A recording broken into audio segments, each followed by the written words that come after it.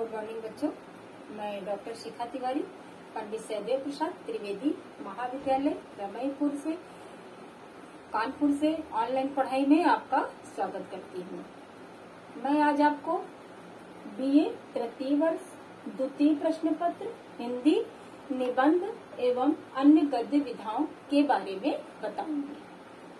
तो जो आपका द्वितीय प्रश्न पत्र है बच्चों, उस प्रश्न पत्र के अंतर्गत विभिन्न निबंधकारों के निबंधों को लिया गया है और वो जो निबंधकार हैं वो मुख्य रूप से इस प्रकार है।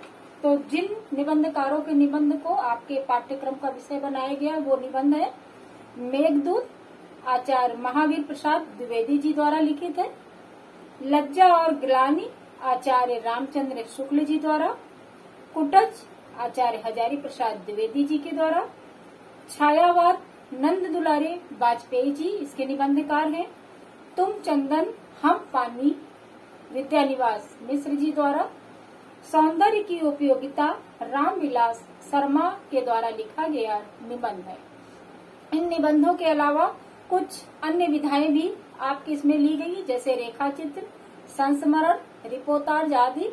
तो इन विधाओं के अंतर्गत आ जाएंगी विधा भक्ति महादेवी वर्मा जी द्वारा लिखित, जो कि एक रेखा चित्र है।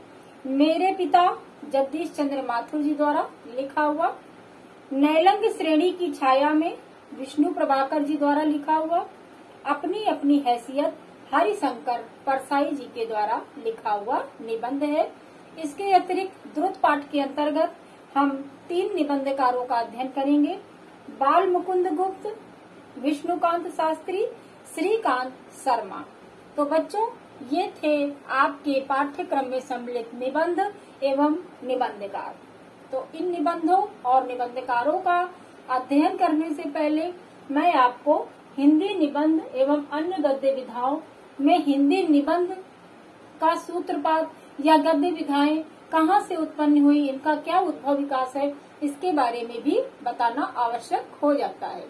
तो सबसे पहले मैं आपको बता दूं कि आधुनिक काल हिंदी साहित्य के इतिहास को जो 4 भागों में बांटा गया है, उसमें से जो चौथा काल है वो आधुनिक काल के नाम से जाना जाता है, जिसको हम गद्य काल भी कहते हैं और जिसकी समय सीमा 1900 से लेकर के अब तक की मानी जाती है। तो ये जो आपका गद्य काल है, इसी काल को 2 तरह से विभाजित किया गया है, एक तो गद्य की दृष्टि से और दूसरा पद्य की दृष्टि से। तो गद्य की दृष्टि से जो विभाजन हुआ है वो इस प्रकार है।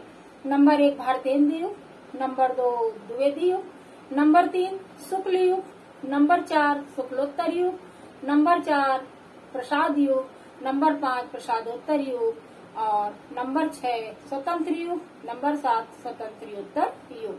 इन सभी युगों के अंतर्गत वे सभी निबंधकार आ जाते हैं जिनके निबंध हमारे हिंदी साहित्य का विषय बने हुए हैं। तो ये जो निबंध हैं या अन्य गद्य विधाएं हैं, तो ये विधाएं है क्या चीज, विधा के बारे में भी हमको मालूम होना चाहिए। तो विधा क्या चीज होती है भाई? विधा किसे कहते हैं? विधा हम उसको कहते हैं कि जो कुछ भी हम देखते हैं, सुनते हैं, समझते हैं, अनुभव करते हैं, उसको हम किसी दूसरे के सामने अभिव्यक्त करना चाहते हैं।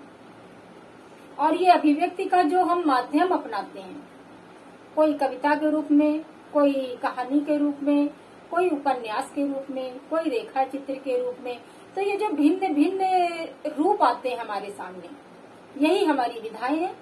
इन विधाओं को हम निम्नलिखित भागों में बांट सकते हैं, जैसे आपका निबंध हो गया, उपन्यास, कहानी, नाटक, रिपोर्टाज, संस्मरण, रेखा चित्र, डायरी, यात्रा वृत्तांत आदि आदि।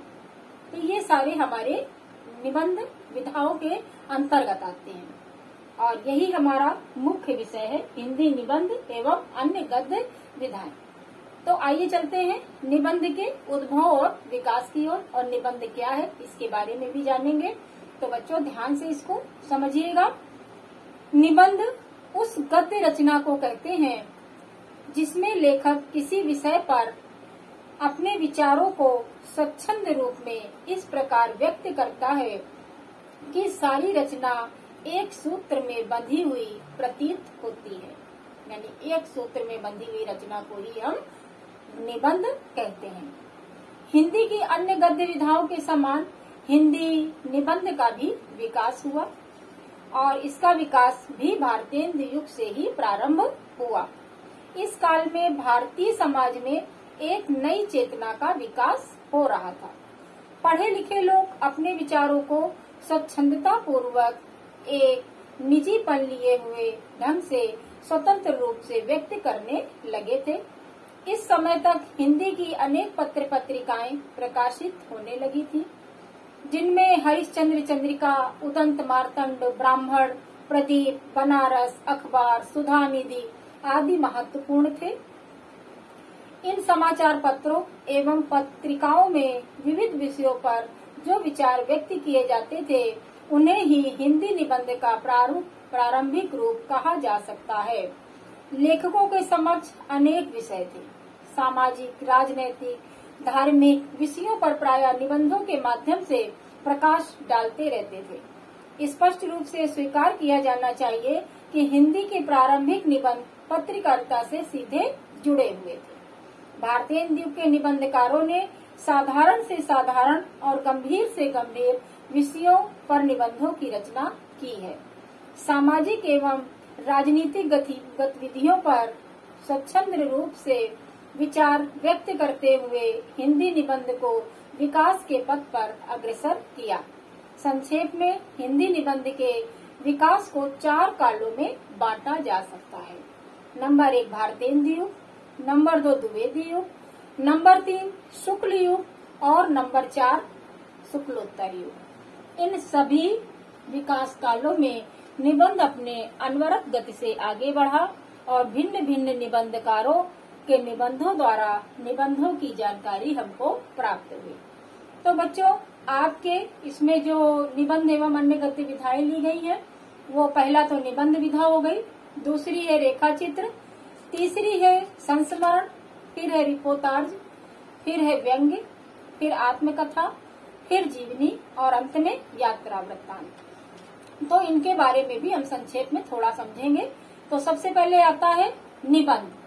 विभिन्न आलोचकों ने निबंध को गद्य की कसौटी कहा है। गद्य की 9 विधाओं में निबंध सर्वाधिक महत्वपूर्ण एवं विकसित विधा के अंतर्गत आती है। निबंध का उपयोग बौद्धिक तथा दार्शनिक अभिव्यक्ति के लिए होता था, परंतु नवीनतम हिंदी निबंध संस्कृत के निबंध से बिल्कुल भिन्न है एवं अंग्रेजी के ऐसे शब्द के अधिक समीप है। गद्य की भाषा की अभिव्यंजना शक्ति का सर्वाधिक प्रसार इसी विधा में होता है। इसके विषय की सीमा मानव जीवन के समान ही फैली हुई है, जिसमें बुद्धि तत्वों का समावेश तो होता ही है, साथ ही उसका संबंध हृदय तत्व से भी बना रहता है। निबंध में लेखक का व्यक्तित्व मुख्य होता है। हिंदी निबंध के विकास को 4 कालों में विभक्त किया गया, जैसा कि मैं आपको पहले ही बता चुकी हूँ। फिर आता है आपका रेखा चित्र। जिस गद्य रचना में किसी वस्तु, व्यक्ति, घटना का भाव अल्प शब्दों में यथावत चित्रण किया जाता है तो उसे हम रेखा चित्र कहते हैं। यह शब्द अंग्रेजी के स्केच शब्द का हिंदी रूपांतर है तथा यह 2 शब्दों रेखा और चित्र के योग से बना है। रेखा चित्रकार शब्द शिल्पी होता है तथा चुने हुए विशेष वाक्यों एवं शब्दों के माध्यम से एक कल्पित परंतु जीवित चित्र प्रस्तुत करता है। इसमें लेखक की निजी संवेदना, स्पष्टता एवं सत्यता प्रकट होती है। संस्मरण किसी तथ्य या स्मरणीय घटना को जब किसी व्यक्ति विशेष के द्वारा उसके यथार्थ रूप को सशक्त एवं तीक्ष्ण भाषा शैली में प्रकट किया जाता है तो उसे संस्मरण कहते हैं। इसका अर्थ है सम्यक स्मरण, अर्थात संस्मरण में रचनाकाल स्वयं अपनी अनुभव की हुई किसी घटना तथा व्यक्ति का स्नेह संबंध पूरी कलात्मकता के साथ वर्णित करता है। इसका संबंध मुख्यतया महापुरुषों से ही होता है। इसमें रचनाकार अपनी तुलना में उस व्यक्ति को अधिक महत्व देता है जिसका संस्मरण रचित करता है। रिपोर्टार्ज जिस गद्य रचना में किसी गद्य का दृष्टांत विवरण प्रभावपूर्ण ढंग से प्रस्तुत किया गया हो उसे रिपोर्टार्ज कहते हैं। यह शब्द मूलतः फ्रांसीसी शब्द है और अंग्रेजी के रिपोर्ट शब्द का पर्याय तथा साहित्यिक नाम है। इसकी शैली वर्णनात्मक एवं उल्लेखनीय होती है, जिसमें तीक्ष्णता, आत्मीयता, सहजता का विशिष्ट महत्व होता है। इसमें लेखक प्राप्त विषय को सहजता एवं रोचकता से पाठक को हृदयंगम कराने का प्रयास करता है। रिपोर्टार्ज के रचनाकार को अपने वर्ण विषय का संपूर्ण ज्ञान होता है। वह उसकी रचना इस प्रकार करता है कि मानो उसकी घटना उसके आंखों में ही गुजर रही हो। व्यंग्य हिंदी साहित्य में व्यंग्य एक प्राचीन विधा रही है, लेकिन आज के समय में यह गद्य लेखन की एक महत्वपूर्ण विधा बन गई है। रचनाकार सामाजिक विसंगति, विभिन्न अंतर्विरोधों पर तीखा जो प्रहार किया जाता है वह व्यंग्य के माध्यम से किया जाता है। इस प्रकार व्यंग्य जीवन की आलोचना करता है, विसंगतियों, पाखंडों का पर्दाफाश करता है। साथ ही अच्छा व्यंग्य सहानुभूति का एक उत्कृष्ट रूप होता है। इसके आगे आती है आत्मकथा। जब कोई लेखक अपने जीवन की प्रमुख घटनाओं और अपने गुण दोषों का विवेचन तटस्थ भाव से लिखता है तो उसे आत्मकथा कहते हैं। इसमें रचनाकार स्वयं अपने जीवन की विभिन्न घटनाओं, परिस्थितियों को पाठक के समक्ष मैत्री गुण के साथ रखता है। यह संस्मरणात्मक होती है। इसमें लेखक अपने जीवन की महत्वपूर्ण ऐतिहासिक व सामाजिक घटनाओं पर स्वयं की प्रतिक्रिया को व्यक्त करता है तथा यह भी प्रदर्शित करता है कि वह अपने समय की वैचारिक धारा को उसने क्या व्यक्तिगत अभिदान दिया है। महापुरुषों द्वारा रचित आत्मकथाएं पाठक का पथ प्रदर्शन करती हैं। साहित्यिक आत्मकथा में हरिवंश राय बच्चन और पांडे बेचन शर्मा उग्र की रचनाएं विशिष्ट मानी गई हैं।